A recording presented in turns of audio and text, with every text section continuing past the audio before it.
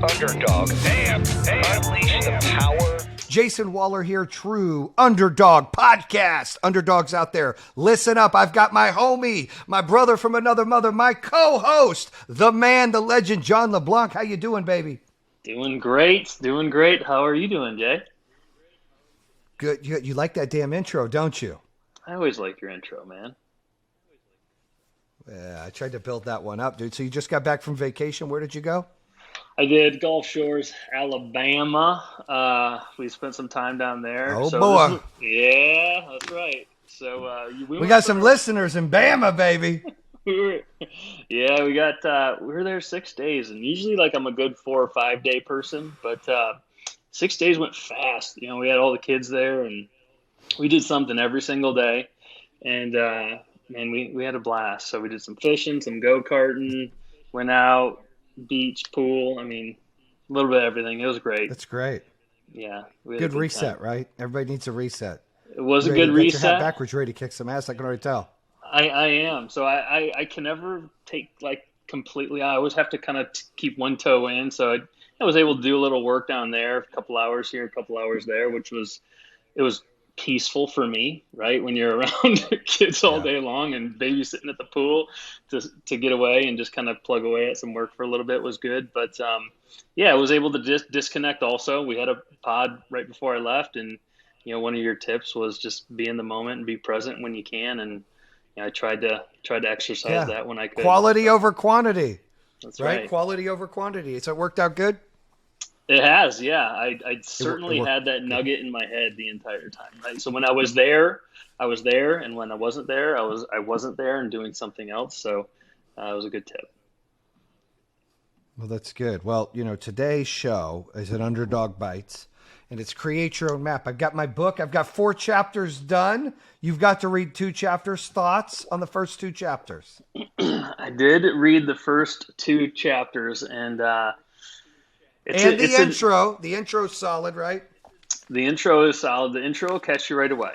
So that was one of my takeaways. And then, I'm used to Jayson Waller telling the story.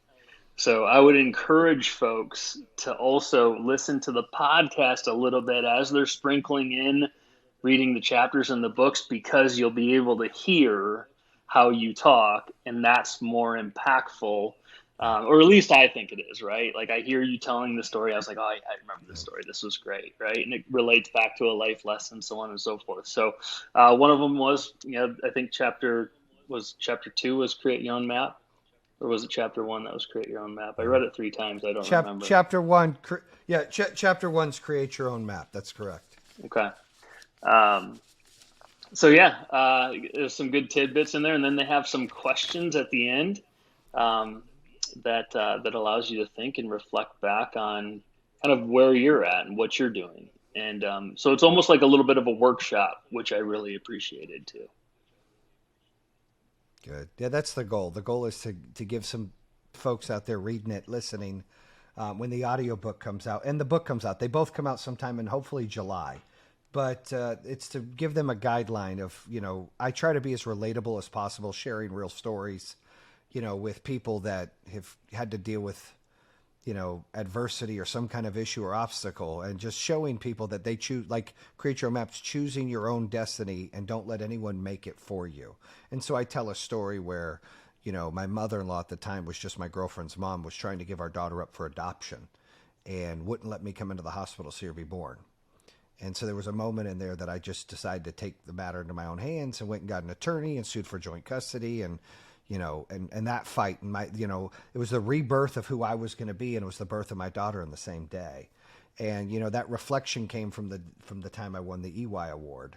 And I was sitting there looking out after I won it that night and celebrating, like, how the fuck did I get here? Like, what did I do in my life to get here?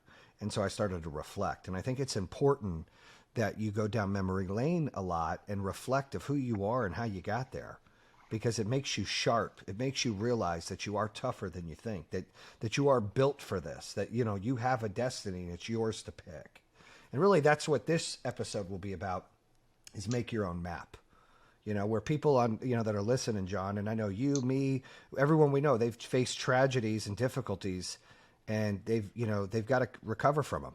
And they got to allow anxieties and fears to be in control and not hold them back. And, or maybe the problem is they have no real life skills, and they think they don't have real life skills and things that got to get over it. And so, that's how usually the problems where it starts, and you get in your own head, and then your map starts to change. You agree? I do. And the one thing you said that reminded me of the chapter was there was a pivotal moment in your life. That was when Hannah was born. And you had like a huge fork in the road, right? Like you had to take action at that moment to do something to keep her in your life.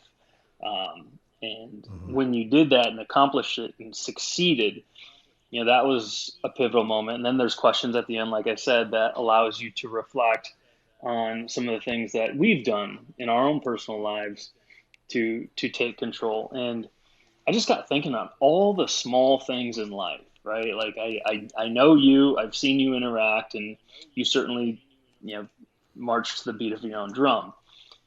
A lot of folks don't. Like, they've had parents tell them exactly what they need to do and when they need to do it. They've had teachers do the same thing, and coaches, and so on and so forth. And that kind of morphs them into this individual that's always just taking direction. And there's nothing wrong with that. That's a skill to be able to take direction and apply it. But there are times in our life, and this is what made me think when I read the chapter, that you can just say, no, I'm not doing that. And I'm going to go this direction because this is exactly what I feel is right and correct for me and my family and my life. Mm-hmm. And I'm going to put massive action behind it, and I'm going to succeed doing it. So that was super cool. And it does make you think back to so many things. You're like, man, I could have been a little bit more disruptive in that moment, and things would have been different. Mm-hmm. No, you're right. I think, taking direction is a good skill set. And I think sometimes I take okay direction, right? But you do. But I went to 5 high schools. Okay, a lot of it was because I failed to listen to teachers, right? Not that I was a bad kid, but I felt like, hey, I kind of want to beat to my own drum, I guess. But everybody's different, and I think that when you hit those pivotal moments, that's really where you have to be confident enough in your decision and know that it's yours to make, that nobody can control can control what it is you're going to do with your life. Nobody. They can tell you, hey, son, daughter, you're going to go to school, and then you're going to go to college, and then you're going to be a lawyer. You're going to be a doctor. And there's nothing wrong with that. But if that's not what you want to do, you shouldn't fucking do it. This is your life, and you don't get to rewind. You don't get to play back. You don't get to do any of that. When you're done, you're done. And too many times, I know I'm guilty of it, where I do shit. I'm like, damn it, I really didn't want to do that, but I settled, or I allowed that to control me. Like, I don't create my own map every time in life. I'm a human being. I make mistakes. I get manipulated. I get bought into some other shit that I don't want to do. And I'm like, all right, I feel guilty. But I have to remind myself time and time again, like, listen, this is my life. If I don't want to do that, I don't have to.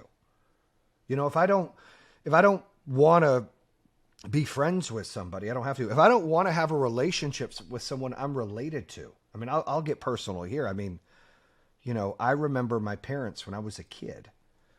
My mom didn't know her real dad till she was 30. Found out she was adopted at 11 from her stepdad, and her real mom had her, but her mom wasn't a good mom. And so she lived with her grandma. Same thing with my wife. She had the same problem. Her mom was, not a good mom, right? My wife's story is really dark. She's writing a book, and her story is as dark as it gets. Rejection, forced to have an abortion, mom not wanting you, shipping you out, telling you she's going to give you your daughter up for adoption. I mean, that's the shit me and her had to deal with her family. And so, it's hard. And, I've had battles with my family. I watched my parents when we lived in Arizona. I told you my mom didn't meet her dad till she was 30, know who he was. And then her mom, my grandma, my mom's mom, never reached out and talked to us kids. So my mom was like, F that. I'm not she has nothing to do with him then. She doesn't make an effort, she's done. And so I saw at an early age that, sometimes you're not going to be close to family. And we weren't. We moved to North Carolina and they repaired the relationship, and that was great. But, I went through some battles with my parents, not only Liz's family, but my parents being disrespectful to my wife early on, and disrespectful to me, and not paying attention to our circle. And I always say my parents are better grandparents than they were parents. They weren't bad parents. I don't regret anything because they taught me how to work hard. They taught me how to never quit. There's a lot of good things, but there was also some bad things. And all of us are guilty of that, right? We all have good and bad.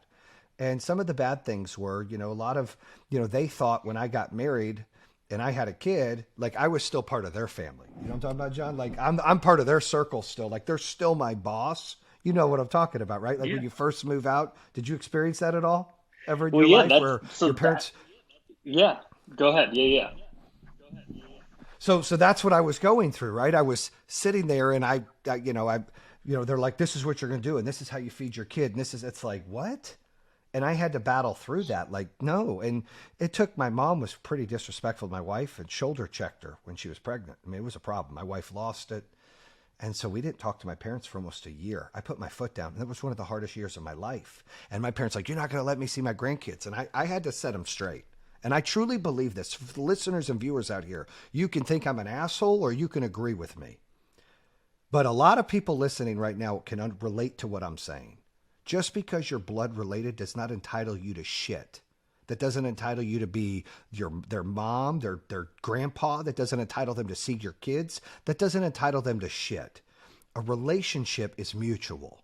It is beneficial for both parties. It is caring. It is being helpful. It's respecting each other's circle. It's being there to pick up the pieces. Just because someone's blood related does not entitle them to having a relationship even though they're disrespecting the rest of your circle. That's abuse and it's manipulation. And I don't believe in it. And so I had to realize that, almost 30 damn years old, figured out like, damn, my parents are bossing us around and disrespectful to my wife. Like I had to deal with that, and her mom's shit. I mean, you name it. So we started going to church and became a born again Christian in 2011, had the whole kids baptized, and we renewed our vows. But I saw other fathers and husbands having more control of their family than I did. And so I brought God into my life and I started to change. And I don't promote Christianity to everybody. I don't like hey, here's what it is. I'm not that person that stuffs it down people's throat. But obviously I am a Christian. I do believe in God. And I believe that God wouldn't appreciate your own parents, your own brother and sister, your own cousin, your own aunt, your own uncle, your own grandparents verbally or physically abusing you and thinking that that's okay. Like that just doesn't work. And, they say that you marry your wife and then you cut the string from your parents. It says that in the Bible. And so my point is it took me till I was 30 years old to figure out that this is my life. And I had to tell my parents, just like I told my wife's mom when we got married, you're going to start respecting me and her and our daughter, or you won't have shit to do with us ever again. They'll be done. You nothing. So this is how it's going to be. And things changed. And I was 20 years old saying that. And it was tough for someone who hated me and treated me and my family like crap. Well, fast forward, I'm almost 30 years old doing my parents' crap. I had to tell them, and that's why we didn't talk for a year. If you don't respect our entire circle, me, my wife, and my kids and our rules, you don't get to play in the game. This is my circle. My family is my wife and kids. My extended family is you guys. That doesn't entitle you to shit. And they used to think, well, I'm their grandma. I can see them. No, you get to see them if we allow you to see them. It's a privilege because we have mutual respect. What do you think about what I'm saying? Well, you felt that when I was reading that chapter, that was felt, right? Because I think every parent goes through that. And that's probably one of the hardest times. You've always listened to your mom and dad. And then you have your own child. And now your mom and dad still want to continue to tell you kind of how to live your life and operate your baby or kids or whatever. And I have Hannah who has a kid, so I see myself doing that sometimes. And I have to back up and go, hold on. That's her family. I can't tell them what to do. So I remind myself because I saw what I went through. Go ahead. Yeah, and it's tough, right? And there's always those little altercations in every new parents who know exactly what I'm talking about. Your mom or dad or your in-laws will kind of have these little comments on how you should operate. And that it takes, especially at 20, it takes someone a lot of guts to stand up and like, hey, look, this is how it's going to be. And how you want to finesse that conversation is completely up to you. But you had to take a pretty bold stance and be like, look, like, this is how it's going to work. And if you guys can't understand that, then we've got to go our separate ways. And I think it's all worked out up till this point. But man, it's that's an intense moment. And I think every new parent can certainly understand exactly. But there's other small things in life too that I started thinking about, where people tell you what to do or what you can and can't do, and you just kind of you go with it instead of like actually thinking through, like, does this make sense for me? Should I be doing this? I don't have to. They And then they build doubt. That's what happens. You get naysayers, you get haters, you get those people that are jealous that don't think you can do it, and they don't believe in you, and none of that's true. You get to control that, whether you want to open a business or go to a school or apply for a job. yeah, and I think the thing that listeners can hang on to, we say, or at least you say, creating your own map all the time. And in the book, you gave examples about just driving and losing service. And if you do, you don't just stop. Like you make a decision and you go. And that's the one thing that I've learned from you the most is like, just decide. Stop standing still and stop like over analyzing. Just decide and go. And you'll figure out quicker whether it was a good or bad decision. You can pivot. You can change direction, and you'll learn more from that than just thinking it through and trying to make the perfect decision. No, you're right. You're right. So I've got actionable items here, tips. We'll do this back and forth, right? So I'll read one, and then you kind of tell me some advice, or tell listeners some advice on that, and then I'll do the next one. So the first one is live on your own terms. What does that make you think of when I say that? Live on your own terms. This is an actionable tip for creating your own map. Well, I think it's a lot of what we just spoke about, living on your own terms. I think it's based off of your experience to date, making the best decision for yourself and what feels the best. If there's something that doesn't feel right, then Mm-hmm. you can certainly be hesitant, and absolutely you can say no. I think a lot of times we have a hard time saying no. Um, it's from just how we're brought up. I was brought up to say, respect your elders, respect your teachers, respect. Well, what if your coach or your teacher is telling you to do something that you don't want to do? And that gets into some serious stuff too, right? Like Mm-hmm. harassment type of things. So your kids having the ability to say no, as much as we don't like to hear it as parents, that's a good skill to have. And I still say it to this Right. day. You don't disobey me, you don't say no. But they are living on their own terms, and somehow we've got to manifest that inside of them to be like, hey, like, Mm-hmm. if it doesn't feel right, you should not be doing it. But like, understand your intuition on something like that and go with your gut if you have to. I like that. I like that. What about here's the one for me. Don't cheat your way to success. And that goes back to my normal thing of there's no elevator in life, baby. You got to take the steps. Anytime you cheat, it comes back to get you. Anytime you take a shortcut and it's easy, it haunts you because you didn't gain skill set, strength, knowledge, wisdom to really take it to the next level. So don't cheat your way to success. In creating your own map means don't take the easy way out. Don't look to cheat something. I have it in the book, and I still love your comment. Cow runs away from the storm. Buffalo runs right the fuck through it. Right. Mm-hmm. That's what you said. You didn't say the F bomb. I threw that in there to give it some power. But look, I love that. That's one of the best things I've ever heard. And so I even told my son that the other day on the way to school. I'm like, listen, one thing John told me on one of the shows, and I put it in the book, is, you can either be cattle or you can be a buffalo, man. And, you either run from a problem. You run from the storm and the problem just haunts you. You try to take the easy way out, it's going to come get you. It's going to bite you in the butt. Or you run right through it and take it head on. Get through it quick. Get stronger because of it. And that's what I think. Don't cheat your way to success is a good tip on that. Now, the next one I got for you is understand you always have a choice. Go ahead.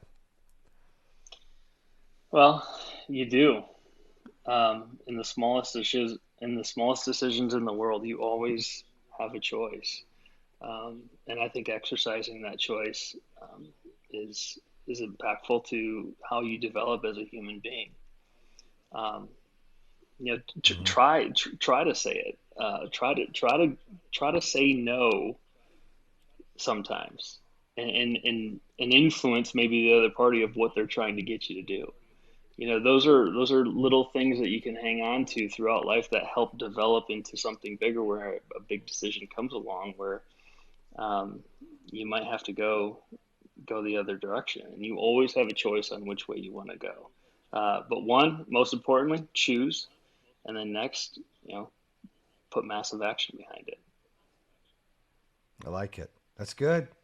Go all in for me. That means don't try to have a plan B. You have a plan B, that's what losers do. Losers have a plan B. Okay? They live by, well, if that doesn't work, I'm going to do this. Well, then you're not all in on something. Stick both feet in. Don't just half-ass do it. Go all in, bet on yourself. Doesn't work, then make your own damn plan B. Or you said, pivot and go. But the moment you're wasting looking at a plan B, thinking about a plan B, envisioning a plan B, researching a plan B, you're wasting energy and effort in your own plan A. You should only be a plan A person.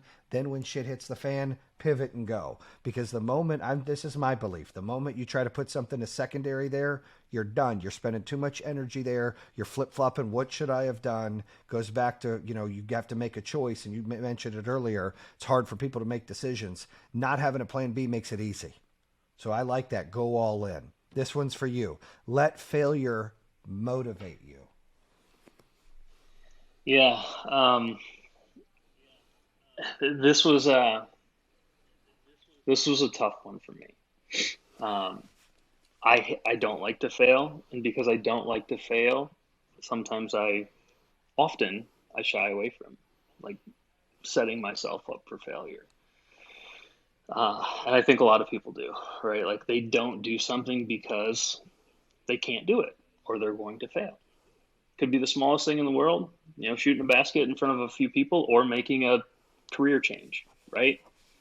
What if I fail? Well, who cares? You're going to gain a ton of experience. So kind of goes back to the Buffalo story, right? Like, there's this challenge, there's this restriction, there's this storm in front of you, and it could be failure. But if you just think a little differently and take it head on and commit to your last point, that's one of the biggest things I've learned from you as well, is like, you don't look back after you make a decision. You're like full on 100% down that road until you have to pivot, right? But you're always 100% committed, which is something that I appreciate. And on this one, it's the same thing. Like, failure is, it's always going to be there. And you gave a good point in the book. I'll give it away. I think there was an 80-20 rule in there on, if it feels 20% uncomfortable, like, that's a good thing. Like, you should live in that appropriate zone of pressure, like that 20% of uncomfortableness. Like, those are the decisions you want to keep making in your life, because it keeps you active and engaged and intense. Yeah. And I look at failures as learning lessons, right? We get better from learning, and failing, we learn something, what not to do, right? What can I do better and what shouldn't I do? The next one for me is use haters as fuel, man. So I got something special for you. So I had 2 shirts made, True Underdog shirts coming, right? One of them says "Love your haters" on the front, and then the True Underdog BAM on the back. So I've got some coming. I've given you some too, for you and Sarah. You got to love it. Love your haters. Like, I love that. It. Isn't that great? The other one is "Scared money don't make money," right? So you got that on the front and the back. Those are like 2 chapters that I have in the book, but those are like my 2 favorite things that excite me the most. Using haters as fuel. I am nowhere near perfect. I mean, I'm sometimes insensitive. I'm not very compassionate. My emotions are usually like, I'm fucking on, or I'm angry, right? So, that's it. Like, that's just how I go. I go 1, 2, fuck you. That's it. Let's go. So I don't have gears. I'm working on developing gears, and I've gotten a little better, but I'll own that. But one thing I fucking love is haters. I love when they talk shit. I love when they run their mouth. I love when they post shit. I love when they're watching me, but they don't want to like my shit. I love when they're talking to people like, you know that guy. I fucking love it. Because guess why? And you know why I talk about it. They're watching me while I'm watching me, which just gives, man, my shit just keeps getting quicker and quicker, and they're slowing the fuck down, which allows me to continue to win the race. And life, friends, is a race. And you either got people that can encourage you and be with you and want to win with you, and they want to win and you're excited for, and you got people on the sidelines trying to bring you down. They hate life and it's your fault. They're not successful and it's your fault. And your success is their misery and vice versa. Like, that is the bullshit nonsense that when they do that, I'm like, get your popcorn, get your Pepsi, get your fucking licorice, watch. I'm going to give you a show. We're going to have a good time. I get excited about use haters as fuel. Now, I don't change my game plan for haters. I don't give them that kind of power. So let's not get this twisted. I don't go, oh, they say I can't. Well, fuck that. I'm changing my life and I'm doing this. That's not what I'm saying. What I'm saying is when I went to open a home security business in my own family and my extended family and my friends and in-laws and you fucking name it, no way it'll be successful. Well, I was already planning on doing it. Now you just gave me more fuel to fucking make sure it's successful. So I can go, hey, you like them fucking apples? Right? I like doing that. That makes me feel good. Okay. Same thing when I opened a solar business. I had my peers. I had other companies running their mouth, talking shit, friends, ex-business partners. I mean, you name it, the list goes on. It's like they're talking shit. It's like, hold on. I'm doing this anyways. But you know what? Now you just gave me a little extra oomph to make sure I do it and go, hey, what's going on? And I don't like have to float and showboat and go, look at me to them. But I make sure that they see a little something, something. Right? Yeah, a little something, something. Just to make them sleep a little shittier on the weekend and get a little bit more excited. Maybe they'll better their life. But the best thing you can do on haters, turn them into fans. Right? When they go, hey, how do I do that? What can I do? You just won. They just became a hater. Now you got to find new haters. They just became a fan and it's okay. Work with it. So I love use haters as fuel. Here's one for you. Surround yourself with a reliable team. I think, yeah, I mean, that is something that I feel like I thrive on. I think that's a really key point in the book. Really just how people are, I think you had mentioned that people are just, the most important piece and building blocks and quite honestly, asset to any business. People are your brand. Oh, sorry, dude. I just sneezed really loud. That's my bad. It's my bad. It's not COVID. Keep going. We're going to keep that on the show, too. I did not share COVID. That was just a sneeze. Go ahead. I felt that through the computer screen. Man, that was a big sneeze. Yeah, just having people be one of the biggest, if not the most important asset to a business or a brand or a company. And I think it's important to have this skill of being a good teammate. I think teammates are honest and get fired up with one another. I mean, you see it publicly on TV all the time. I think in the locker room, they can have a real conversation on maybe what happened out on the floor or out on the field.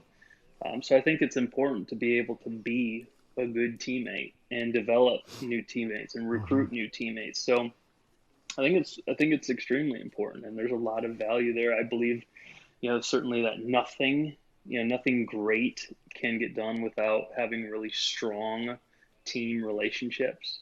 And, that's something it's a key point that, it certainly reminded me when reading the chapters.